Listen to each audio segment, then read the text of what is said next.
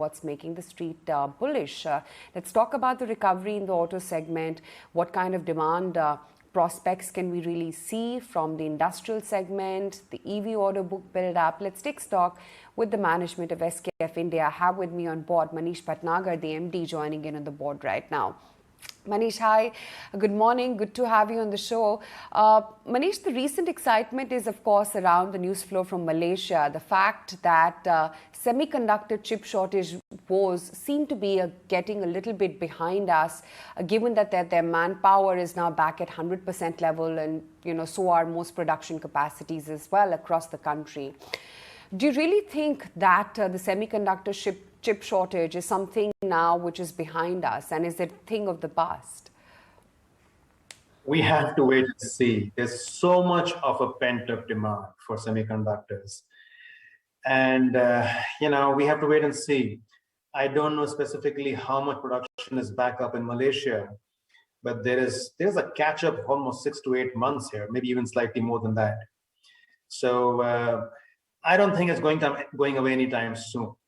We've seen some bits and parts of it, but I think we have at least 6 to 8 months more before I can confidently say it's behind us.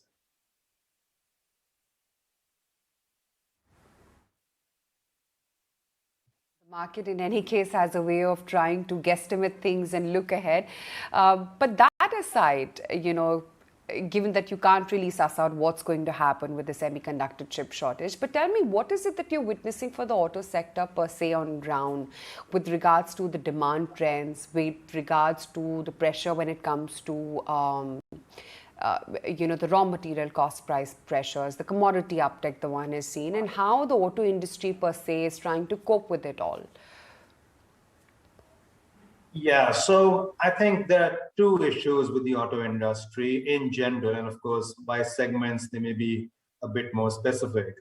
But the broader two issues are, you referred to one, semiconductor shortages, and the other one is inflation on raw materials.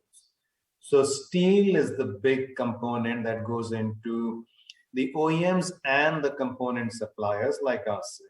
Steel has now moderated off.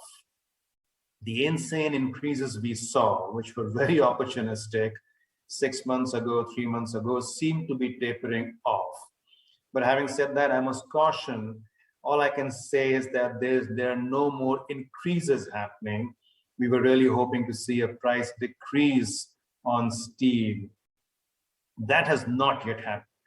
But I'm optimistic on that. We are talking to a number of steel mills. We do see steel prices deflating a little bit in the next 2 or 3 months.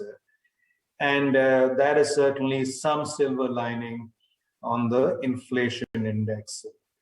Demand, frankly, has been fairly strong.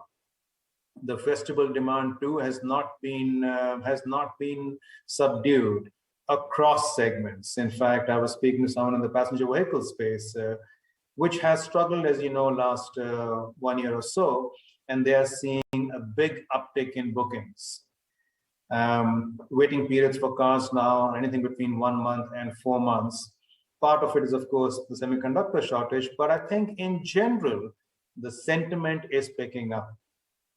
Two-wheelers has always been strong, and commercial vehicles, the big wrinkle in this auto story, is finally seeing an uptick. It's been 2 years of very, very meek demand for CVs.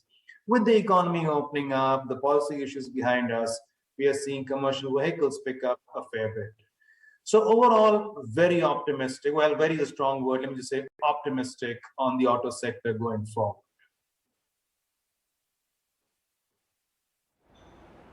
Mr. Bhatnagar, Alex joining in. I'm just looking at the EBITDA margins for the second quarter. It's come in at 16.5% for your company and seemingly not really facing the kind of pressure, at least on the margins front, that other companies in the space have.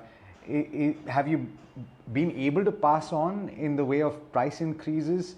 And can we expect, based on what you're saying on commodity prices, at least we're not expecting an increase, that those margins will remain at these levels or even improve from this point? Yeah, the margin story is an interesting one. And margins, we've been able to cover about 55 or 60% of the inflationary cost by passing it to our customers.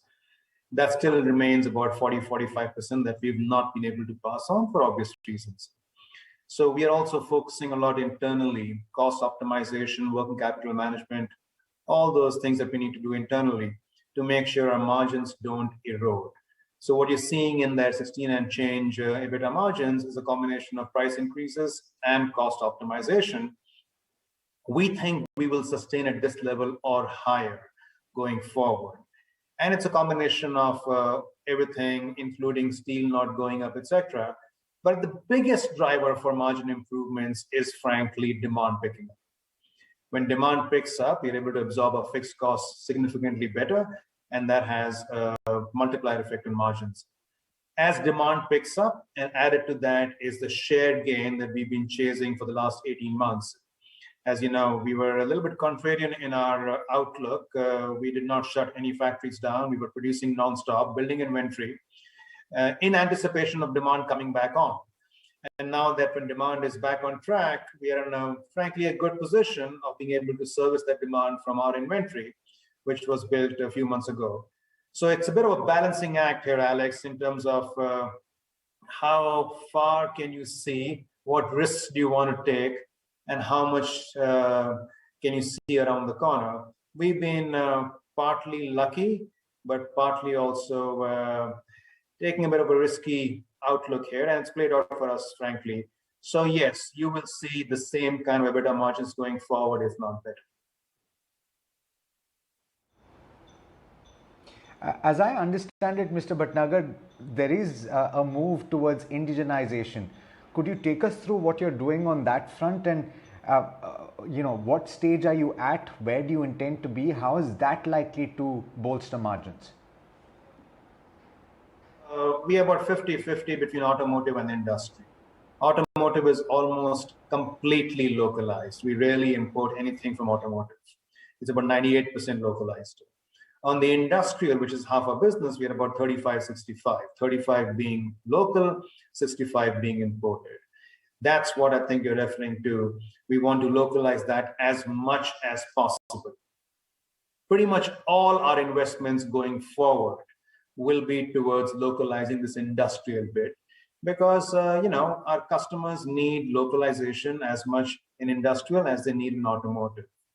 So we make bearings of various types. I won't get into details here. There are various types of bearings and there are various sizes of bearings. The biggest challenge in localization is that we have a small lot size requirement for industrial bearings. If you think of wind turbines, people are not buying 1 million bearings a year, which is the case in automotive. So our assembly lines have to become more flexible to be able to switch between various bearing sizes and to be able to handle small batch sizes more effectively. That's what we're working towards. So industrial localization is in progress. All our CapEx plans are towards localization of industrial. And we have to change the mindset a little bit to become more flexible, small batches, etc. And that 65% that you see imported will start going down to about 60, 55 as the years go by. And hopefully in the next 10 odd years, we'll get back to where we need to be, which is as much localization as possible.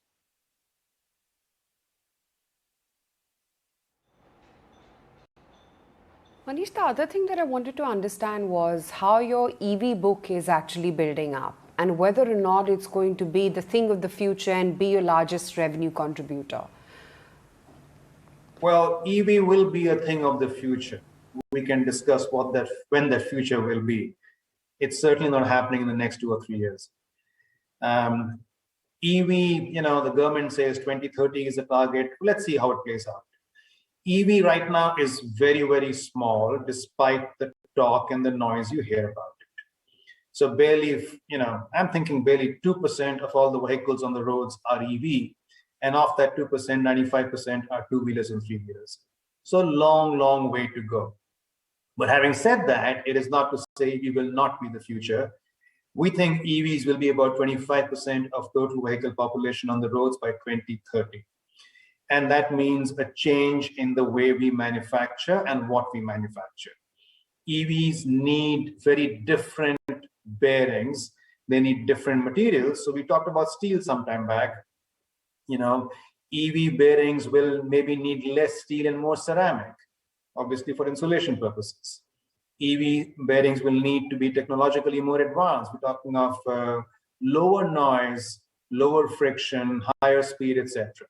So all those things are happening. So how are we preparing for EV? Looking at new material families for producing EV, looking at ramping up our engineering capabilities. We have about 200 odd engineers who are focused on really building EV capability.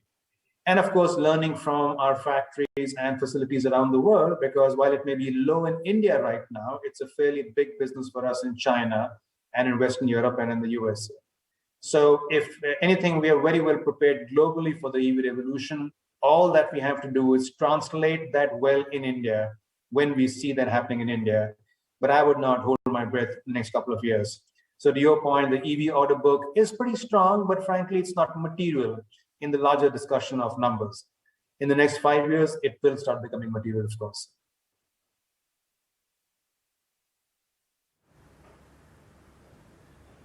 Sure. Interesting. Manish, we should actually do a EV specific show sometime soon. Would be great to get in your insights on the industry and the evolution that it's bound to be in the future.